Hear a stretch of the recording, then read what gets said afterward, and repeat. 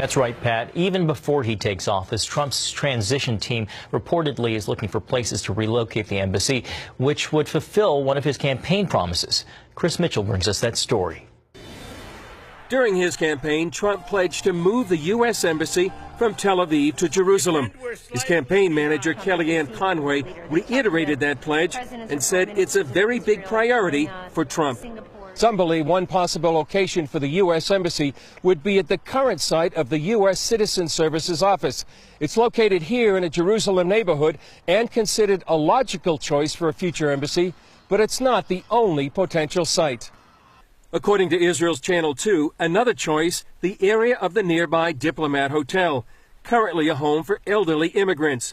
The U.S. owns the property, but not the hotel. A third site is this abandoned lot in the busy Talpiot neighborhood, owned by the U.S. Former Israeli Finance Minister Yair Lapid says Trump's pledge to move the U.S. Embassy is an excellent idea. It's about time. We are sitting now in Israel's capital. According to opinion polls, Lapid is seen as a top contender for Israeli prime minister in the future.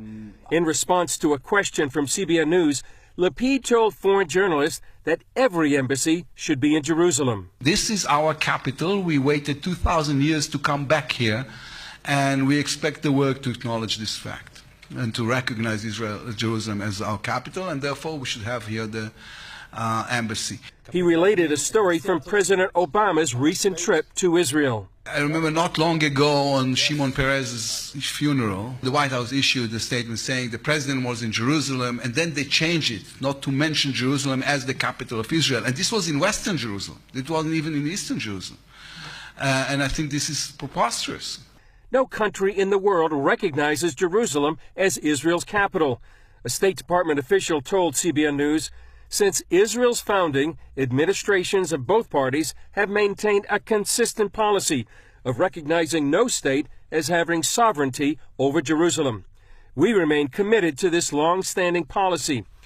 But in 1995, the U.S. Congress passed the Jerusalem Embassy Act, mandating the move of the U.S. Embassy from Tel Aviv to Jerusalem. So far, every president has avoided the move, citing security concerns and signing a special waiver.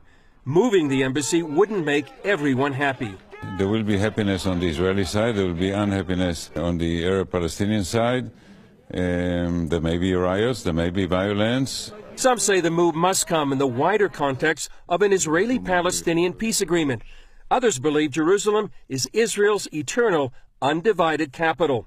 In the meantime, many say if the move is ever going to happen, Trump is the one to get the job done. Chris Mitchell, CBN News, Jerusalem.